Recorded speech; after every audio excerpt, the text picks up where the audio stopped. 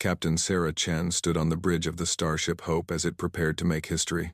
After decades of work, humanity had finally built a ship capable of reaching another star. The destination was Alpha Centauri, just 4 light-years away. Every person on Earth watched the broadcast. Children held their breath. Old men wept with joy. This was the moment humanity had dreamed of since they first looked up at the night sky.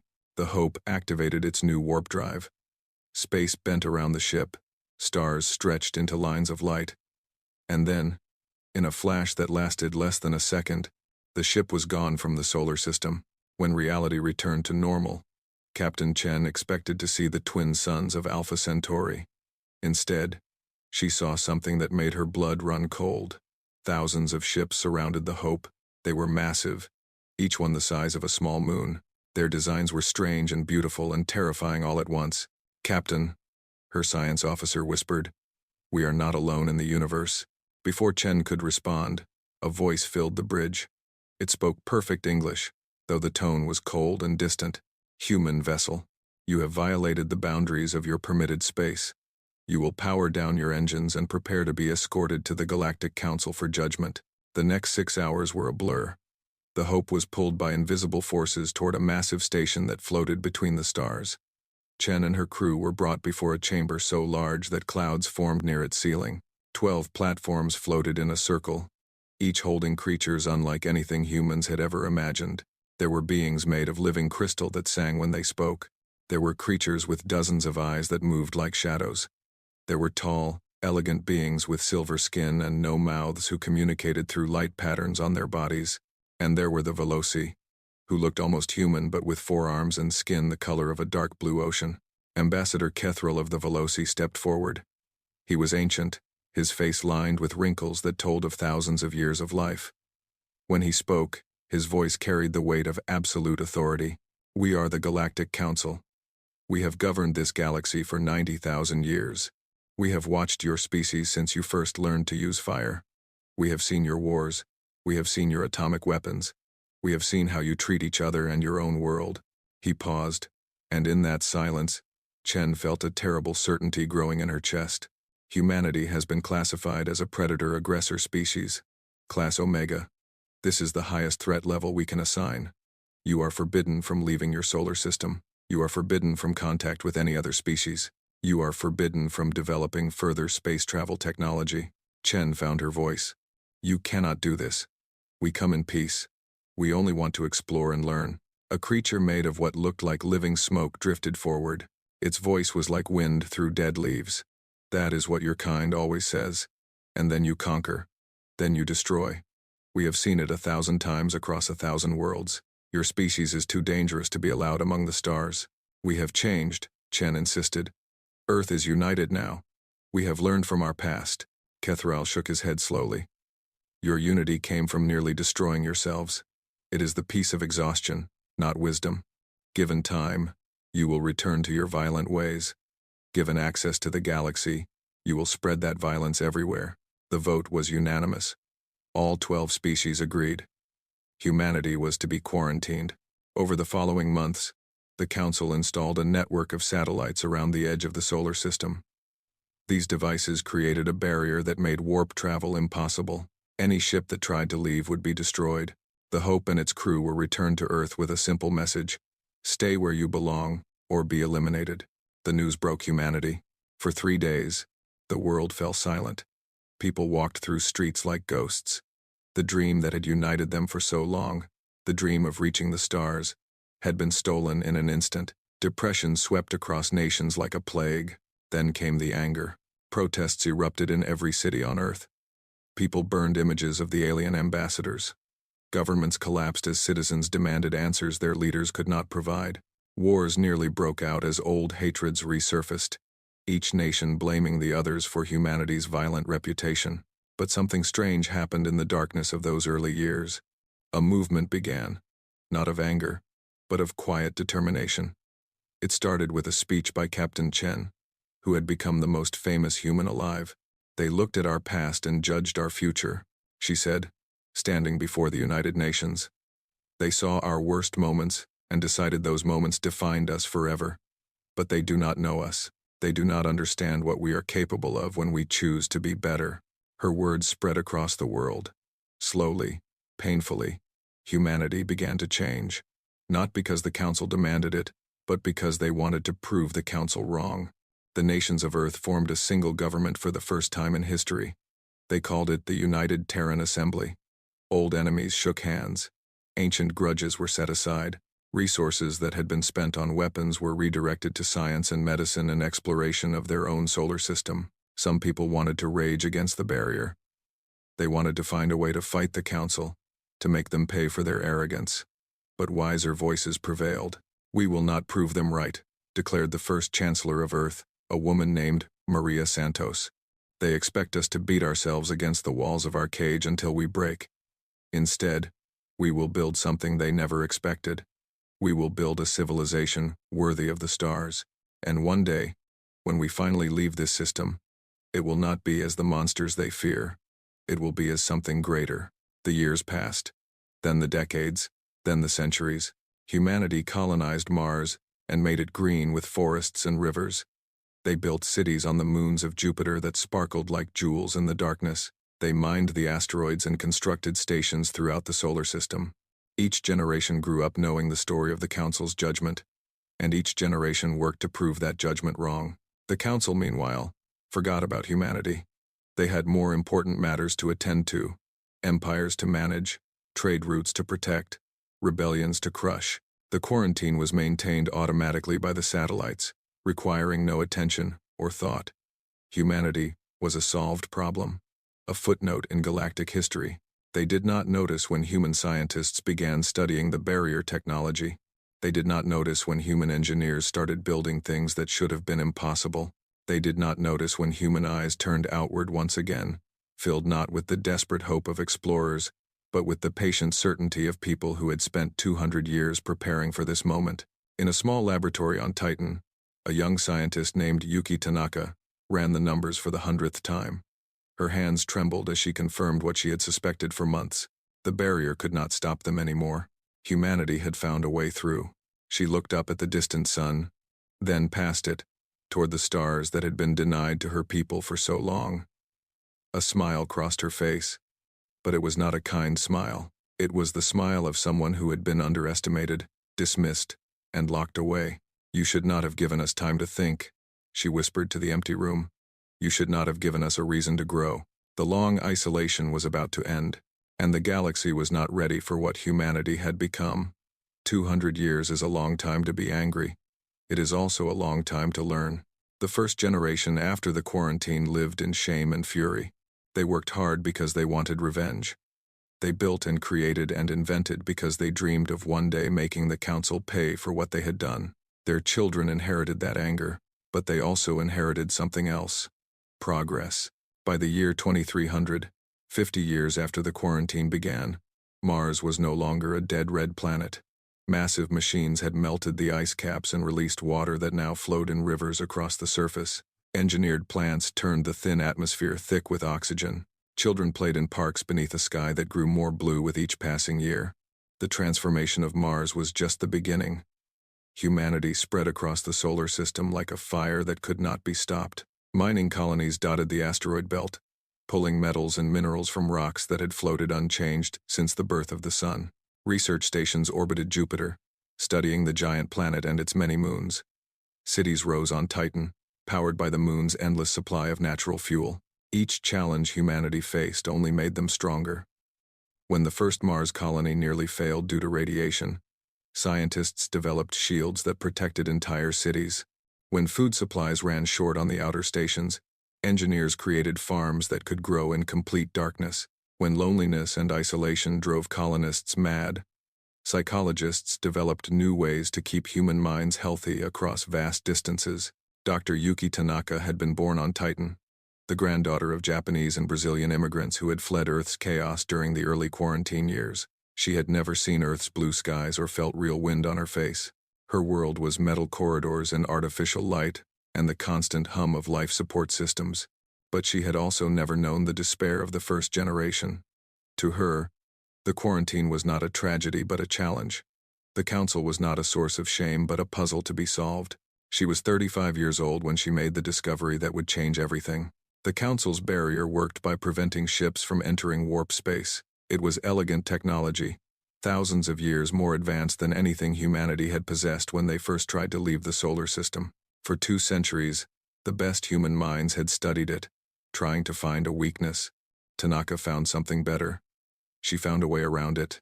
Normal warp travel bent space to move a ship from one point to another. The barrier prevented this bending. But Tanaka discovered that space was not the only dimension that could be traveled through. There were other layers of reality, dimensions that existed alongside normal space like pages in a book. The Council had never thought to block these dimensions because they did not know they existed. Tanaka called her discovery the quantum fold drive. It did not bend space. It stepped around it entirely. She presented her findings to the United Terran Assembly in a speech that was broadcast to every human in the solar system. The Council believed they had trapped us, she said, her voice calm but filled with quiet power.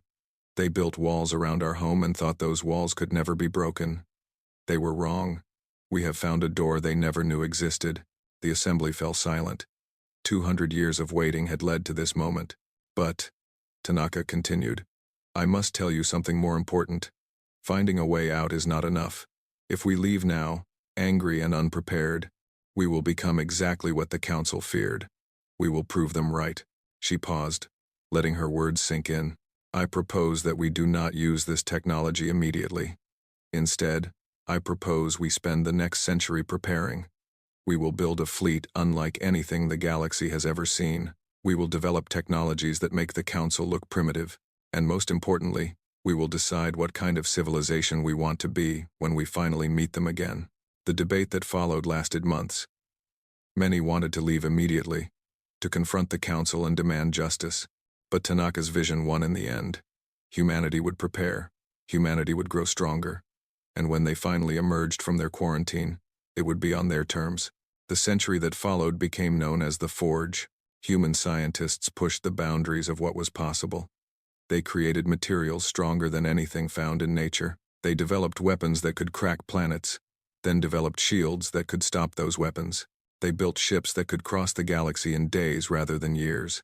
They extended human lifespans to 300 years through genetic engineering, giving their people time to master skills that would have taken multiple generations before. The construction yards hidden in Saturn's rings worked constantly. Ships took shape in the darkness, thousands of them, each one more advanced than anything the Council possessed. They were not built for conquest. They were built because humanity remembered how it felt to be powerless. And they never wanted to feel that way again. Admiral Chen Wei-lin, great-grandson of the original Captain Chen, oversaw the construction of the First Fleet.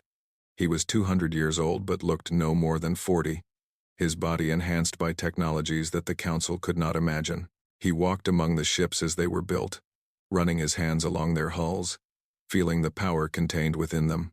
My great-grandmother came to them in peace, he said to his officers. She extended her hand in friendship, and they slapped it away.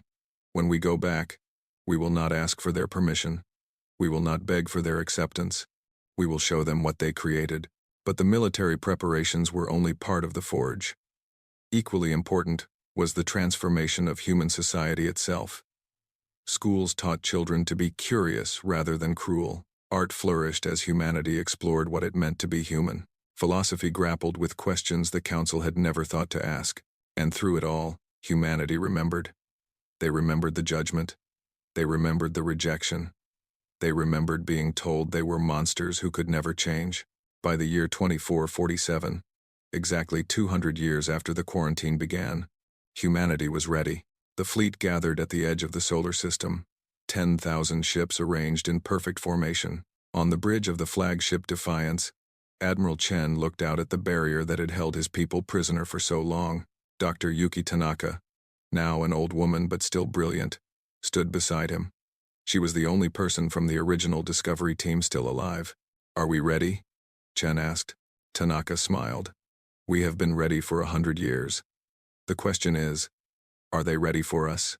Chen nodded to his navigation officer. Activate the quantum fold drive. Space twisted in ways that should have been impossible.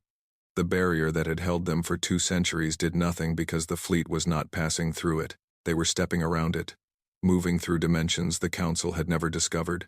When reality stabilized, the fleet floated in open space. Stars surrounded them in every direction. The quarantine was over. Chen opened a channel that would broadcast to every human in existence.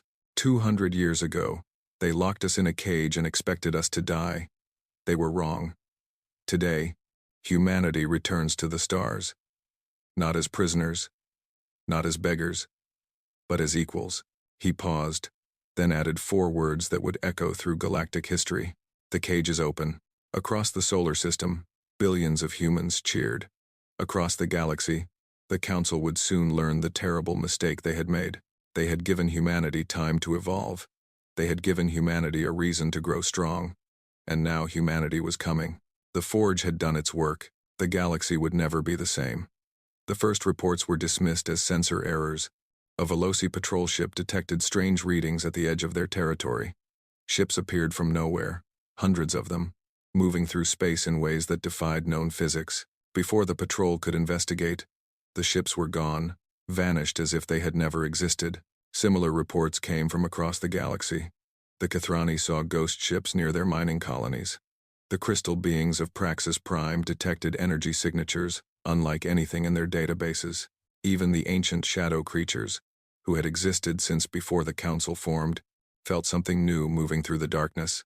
Ambassador Kethral, now over 3,000 years old, read these reports with growing concern. Something stirred in his memory.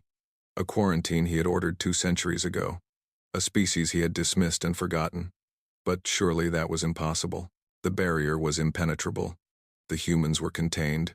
He ordered a probe sent to the Sol system to check on the quarantine. The probe returned data that made his 4 hearts stop beating for a moment. The solar system was transformed.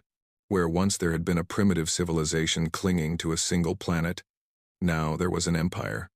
Mars glowed green and blue with life. Jupiter's moons sparkled with lights from cities housing billions. The asteroid belt had been reshaped into a ring of factories and shipyards, and the barrier satellites drifted uselessly in space, their power sources dead, their purpose forgotten. The humans were gone. Kethral immediately called an emergency session of the Council. For the first time in 1,000 years, all 12 species gathered with genuine fear in their hearts. "How is this possible?" demanded the shadow being called Void. The barrier was perfect. Nothing could pass through it. They did not pass through it, Kethral said slowly. Our scientists have analyzed the residual energy signatures. The humans developed a technology that moves through dimensions we have never discovered. They simply walked around our barrier as if it were not there. Silence fell over the chamber. The implications were terrifying. Humanity had not only escaped, they had surpassed the Council's technology in ways that should have taken millions of years to achieve. "Where are they now?" asked the Crystal Queen of Praxis Prime, her voice chiming like broken glass. Kethral pulled up a map of the galaxy. Red dots appeared across it, hundreds of them, spreading like a disease, everywhere. At that exact moment, Admiral Chen Wei-Lin stood on the bridge of the Defiance in orbit around a small planet called Nethkar. Below him lay the homeworld of the Nethki, a species the Council had conquered 30,000 years ago. The Nethki were small creatures, barely reaching a human's waist, with large eyes and gentle souls. They had been slaves for longer than human civilization had existed. Chen watched as human shuttles descended to the surface. They carried no weapons. Instead, they carried gifts: fusion reactor schematics, medical technology, agricultural systems that could feed billions. Most importantly, they carried something the Nethki had not felt in millennia: hope. The Nethki leader, a elder named Trill, stood before Chen's holographic image, with tears streaming down her face. "Why?" she asked. "Why would you help us? You do not know us. You owe us nothing." Chen smiled, gently. 200 years ago, the Council looked at humanity and saw monsters. They locked us away because they feared what we might do if given the chance. We spent those 2 centuries asking ourselves, what kind of people do we want to be? He gestured at the shuttles delivering technology below. This is our answer. We will not become new masters. We will not replace one tyranny with another. Instead, we will give everyone the tools to be free. Across the galaxy, similar scenes played out on hundreds of worlds. Human ships appeared at planets the Council had exploited and abandoned. They gave freely, asking nothing in return. Terraforming technology went to worlds left barren by Council mining. Medical advances went to species suffering from diseases the Council had refused to cure. Energy technology went to civilizations kept deliberately primitive to prevent them from becoming threats. The Council called this the gift of Prometheus, named after a human myth they did not fully understand. But they understood its effects all too well. Species that had been loyal to the Council for thousands of years began to question their masters. If the humans could give such gifts freely, why had the Council hoarded knowledge for so long? If humanity could treat strangers with kindness, why had the Council ruled through fear? Chancellor Voss of Earth addressed the galaxy in a broadcast that reached every corner of known space. She stood before a backdrop of Earth itself, the blue planet that had spawned humanity's journey. Citizens of the galaxy, she said, for 90,000 years, the Council has told you that power must be concentrated in the hands of the few. They have told you that knowledge is dangerous and must be controlled. They have told you that species like humanity are monsters who must be contained. She paused, letting her words settle. We are here to show you a different way. The technology we share today is only the beginning. We offer partnership, not dominion. We offer cooperation, not conquest. And to the Council itself, we offer a choice. Join us in building something new, or be left behind as the galaxy moves forward without you. The reaction was immediate and explosive. The Nethki Collective, representing 300 billion beings across a dozen worlds, formally declared alliance with humanity. The Broken Worlds Coalition, planets abandoned after Council mining operations, announced they would follow human guidance. Even species within the Council itself began to fracture. Younger generations questioning traditions their ancestors had never dared challenge. Kethral watched his carefully maintained order crumble with each passing day. He had ruled the galaxy through balance and fear, keeping species divided, keeping technology controlled, keeping everyone dependent on the Council's favor. The humans were destroying everything he had built, not through war, but through generosity. He called a second emergency session. We must act now, he declared. The humans have already turned half the galaxy against us. If we wait longer, we will have nothing left to defend. Void drifted forward, its form darker than usual. What do you propose? Kethral's face hardened. We destroy them. We gather every fleet, every weapon, every resource at our command. We find their homeworld and we burn it to ash. We hunt down every human across every world they have touched. We make an example so terrible that no species will ever again dare to defy the Council. The vote was not unanimous this time. 3 species abstained, unwilling to commit to genocide. But the majority agreed. War was declared. Across the galaxy, Council fleets began to mobilize. Millions of ships prepared for the largest military operation in galactic history. Their target was the Sol system and the complete extinction of humanity. Admiral Chen received the news calmly. He had expected this. He had prepared for it. They think they can destroy us the way they have destroyed others, he said to his officers. They think we are like the species they have conquered before, easily broken, easily forgotten. He pulled up a display showing human forces across the galaxy. 10,000 ships in the First Fleet, 20,000 more in reserve, and, on hundreds of worlds, billions of allies who would fight beside humanity against the masters who had oppressed them for millennia. Send a message to all human forces, Chen ordered. The Council has chosen war. Now we will show them why they should have chosen peace. The galaxy held its breath. The reckoning was about to begin. The Council fleet gathered at Nexus Prime, the largest military staging ground in the galaxy. 2 million ships filled the space around the ancient station, their combined firepower enough to crack planets and extinguish stars. Species that had been enemies for millennia now stood united against a common threat. The Veloci brought their massive warships. The shadow beings contributed vessels that could phase through solid matter. The crystal entities offered weapons that could shatter reality itself. Admiral Kethral, now commanding the combined forces, looked upon his armada with satisfaction. No force in galactic history had ever been this large. The humans, for all their surprising technology, could not possibly stand against such power. Set course for the Sol system, he ordered. We end this today. The fleet moved as one, warp drives engaging in a synchronized jump that bent space across half the galaxy. They emerged at the edge of the human home system, ready to unleash destruction. They found nothing but empty space. Where are they? Kethral demanded. Scan every planet, every moon, every asteroid. His officers worked frantically, but the results were the same everywhere. The solar system was empty. The cities on Mars stood silent. The stations around Jupiter were abandoned. It was as if humanity had simply vanished.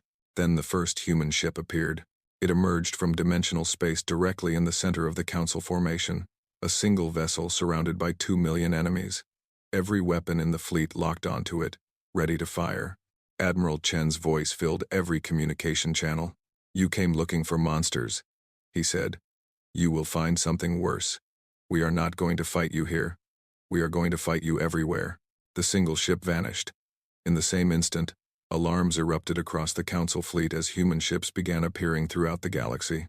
Not at the Sol system, but at Council worlds. At shipyards, at supply depots, at every strategic location the Council had spent 90,000 years building. The war did not happen where the Council expected. It happened everywhere else. At Keth Prime, the Veloci homeworld, a human fleet appeared in low orbit. The planet's defenses activated, ready to repel an invasion. But no invasion came. Instead, the human ships broadcast a simple message to the population below. "We are not here to harm you. Your leaders sent your military to attack our home. We could destroy your world in response. Instead, we offer you a choice. Demand peace from your council, and we will leave without firing a single shot." Similar scenes played out across Council territory. Human fleets appeared at homeworld after homeworld. But instead of attacking, they talked. They showed recordings of the gifts humanity had given to other species. They explained the Council's history of oppression and control. They asked simple questions. Why should your children die for a war they did not choose? Why should your world burn for the pride of leaders who have never faced consequences? Not every world listened. The shadow beings of the Void Collective attacked the human fleet at their homeworld, without hesitation. The battle lasted 6 hours. When it ended, the shadow fleet was destroyed. But the human ships did not pursue the survivors. They did not bomb the planet. They simply waited, ready to defend themselves but unwilling to strike first. Admiral Kethro rushed his fleet from system to system, trying to catch the human forces, but they were always gone before he arrived. The quantum fold technology allowed them to move faster than any Council ship could follow. They struck at supply lines, destroyed shipyard facilities, and disabled communication networks, all while avoiding major battles where their smaller numbers would be a disadvantage. The war became a nightmare of frustration for the Council. They had the larger force, but they could not bring that force to bear. Every time they concentrated their ships in one location, the humans attacked somewhere else. Every time they split their fleet to cover more territory, the humans destroyed them in detail. And always, the humans offered peace. After every battle, they broadcast the same message: surrender, and no harm will come to you. Continue fighting, and we will take apart your empire piece by piece. The breaking point came at the Battle of Crimson Nebula. Kethril had finally cornered a significant human force, 3,000 ships trapped between his fleet, and a stellar nursery filled with volatile gases. This time, there would be no escape. This time, he would have his victory. The battle began as expected. Human ships fought with incredible skill, their technology allowing them to avoid attacks that should have been impossible to dodge. But they were outnumbered 10-1, and slowly, inevitably, they began to fall. Then Admiral Chen did something unexpected. He ordered his fleet to stop fighting. The human ships powered down their weapons and raised their shields, making themselves sitting targets. Chen's voice once again filled the communication channels. "You have won this battle," he said to Kethral. "Your fleet is larger, your numbers are greater, you can destroy us here.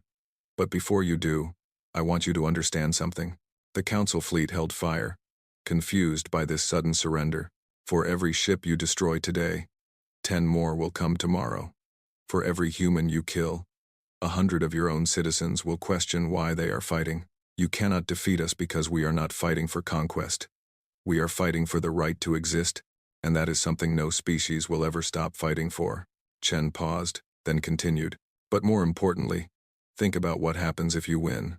You destroy my fleet. You kill my crew. Then what? You chase the rest of humanity across the galaxy. You bomb every world that has accepted our gifts. You murder billions of your own citizens who have started to believe in something better." Kethral listened, his face unreadable. The Council has ruled through fear for 90,000 years. It works until it does not. And it has stopped working. Your own people are rebelling. Your allied species are withdrawing support. You are winning battles but losing the war because you cannot kill an idea. And the idea we represent has already spread too far to stop. The silence stretched for a long moment. Then something remarkable happened. A Veloci ship at the edge of the formation broke away. Its captain broadcast a single message. I will not fire on those who offered my family medicine when they were dying. Another ship followed. Then another. Within an hour, a quarter of Kethral's fleet had withdrawn. The battle ended, without a human ship being destroyed. Over the following months, the Council crumbled. Species withdrew their support one by one. The Veloci government fell to internal revolution, as citizens demanded an end to the war. The crystal entities of Praxis Prime formally allied with humanity. Even the shadow beings, after their defeat, reached out to negotiate peace. The final blow came when Kethral himself surrendered. He stood on the bridge of his flagship, surrounded by the remnants of a fleet that had once numbered in the millions, facing Admiral Chen through a holographic display. You have beaten us, Kethral admitted, his voice heavy with age and exhaustion. Not through strength, but through something I do not fully understand. Chen shook his head. We did not beat you. You beat yourselves. You built an empire on fear and control. And when given a choice, your own people chose something different. What happens now? Now we build something new together. The Council is finished, but the species that made it up do not have to be. Join us. Help us create a galaxy where no one is locked in a cage because of what they might become. Kethral closed his eyes. 200 years ago, he had looked at humanity and seen only danger. Now he saw something else. He saw a species that had been given every reason to hate and had chosen instead to hope. I will try, he said finally. I do not know if my people will follow. They will, Chen replied. Because for the first time in 90,000 years, someone is offering them a choice instead of an order. The war was over. The real work was about to begin. 15 years had passed since the fall of the Council, and the galaxy had become unrecognizable. The great chamber on Nexus Prime, where humanity had once been condemned, now served as the meeting hall for the Free Galactic Assembly. Representatives from over 300 species filled the floating platforms, their voices mingling in a constant hum of debate and discussion. No single species held more power than any other. No ancient empire could dictate terms to younger civilizations. For the first time in galactic history, every voice mattered equally. Chancellor Yuki Tanaka II stood at the central platform, preparing to address the assembly. She was the granddaughter of the scientist who had discovered the quantum fold drive, and she carried that legacy with quiet pride. At 50 years old, she looked much younger, the benefits of human genetic engineering giving her centuries of life ahead. Around her, the evidence of humanity's impact spread in every direction. Nethki diplomats, once slaves, now helped draft interstellar law. Veloci scientists worked alongside human researchers on projects that would have been impossible under Council rule. Even the shadow beings, who had fought humanity most fiercely during the war, contributed their ancient wisdom to the new order. Honored representatives, Tanaka began, her voice carrying across the vast chamber. 15 years ago, we gathered in this very space to end a war. Today, we gather to celebrate how far we have come since that day. Holographic displays appeared around her, showing images from across the galaxy. The Broken Worlds Initiative has restored life to 47 planets that the old Council had stripped of resources and abandoned. The display showed worlds green with forests and blue with oceans, where barren rock had existed just a decade before. The Medical Corps has eliminated 17 diseases that plagued Council space for millennia. Species that had accepted suffering as normal now live without pain. Images of hospitals and healing centers appeared, staffed by doctors of 100 different species working together. And the education network has opened schools on every inhabited world, teaching not just science and technology, but history, philosophy, and art. Children of all species sat in classrooms together, learning from each other as much as from their teachers. Tanaka paused, letting the images speak for themselves. But I did not come here today to list our achievements. I came to address a question that has been asked with increasing frequency. What gives humanity the right to lead this new order? Murmurs rippled through the assembly. It was a question many had wondered but few had dared to voice. The answer is, nothing. We have no special right to lead. We were not chosen by fate or destiny. We simply found ourselves in a position to make a choice, and we chose to use that position for the benefit of all. She turned slowly, meeting the eyes of representatives from species that had once condemned her ancestors. 200 years ago, your predecessors looked at humanity and saw only our capacity for destruction. They were not wrong to see that. We are capable of terrible things. Our history is filled with war and cruelty and suffering that we inflicted upon ourselves and each other. The chamber fell silent. But your predecessors made a mistake. They assumed that our past defined our future. They believed that because we had been violent, we could only ever be violent. They locked us away because they feared what we might become. Tanaka smiled, but there was sadness in it. What they did not understand is that humans are not defined by our worst moments. We are defined by our ability to learn from those moments and become something better. Every war we fought taught us the cost of conflict. Every failure showed us how to succeed. Every tragedy gave us reason to build a future where such tragedies could not happen again. She gestured at the assembly around her. The galaxy you see today is not the result of human conquest. It is the result of human choice. We could have used our technology to dominate. We could have replaced the council with our own empire. We could have made everyone fear us the way they once feared the old rulers. Her voice grew stronger. Instead, we chose to share. We chose to heal. We chose to build something that would outlast us. Something that belonged not to humanity alone but to everyone willing to work for it. The display changed, showing the Sol system as it existed now. Earth hung blue and green in the void, surrounded by stations and ships from 100 different species. Mars had become a garden world where human and alien children played together. The moons of Jupiter housed research facilities, where the greatest minds in the galaxy worked side by side. 3 months ago, we opened our home system to visitors for the first time since the quarantine began. Billions of beings have come to see where humanity started its journey. They walk through our museums and learn about our wars, our struggles, our darkest chapters. We hide nothing. She looked directly at Kethril, who sat among the Veloci delegation. The ancient ambassador had survived the fall of his empire and had dedicated his remaining years to the new order. His face was unreadable, but he nodded slightly as their eyes met. Some have asked if we have forgiven those who imprisoned us. The truth is more complicated than forgiveness. We understand why they were afraid. We understand that from their perspective, quarantining humanity was a reasonable response to a genuine threat. If our positions had been reversed, we might have done the same thing. Tanaka's voice softened. But understanding is not forgiveness, and forgiveness is not forgetting. We remember the judgment. We remember the isolation. We remember 200 years of being told we were monsters who could never change. And we use that memory, not as a source of anger, but as a reminder of why this new galaxy matters. She raised her hand, and the display changed one final time. It showed a distant point of light, barely visible among the stars. 3 weeks ago, our deep space sensors detected something remarkable. Signals, artificial signals, coming from the Andromeda galaxy. They are patterns that could only be created by intelligent life. Somewhere, 2 million light-years away, another civilization looks up at the stars and wonders if they are alone.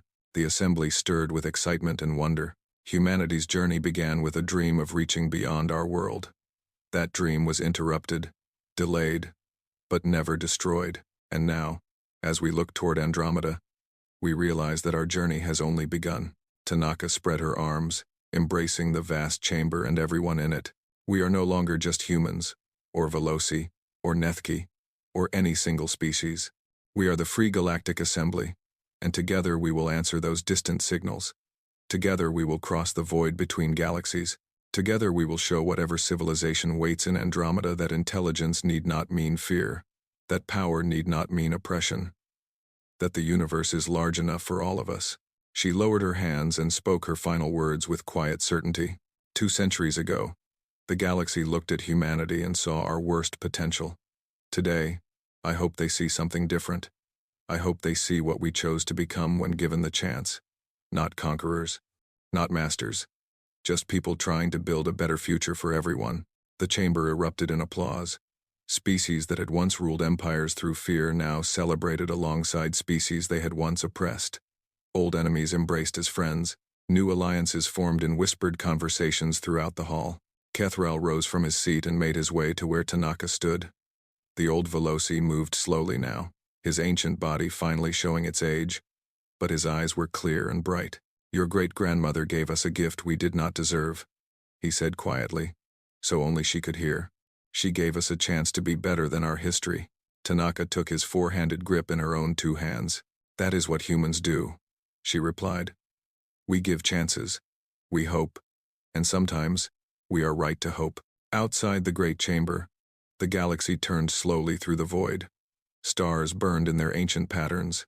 Planets circled in their endless dance.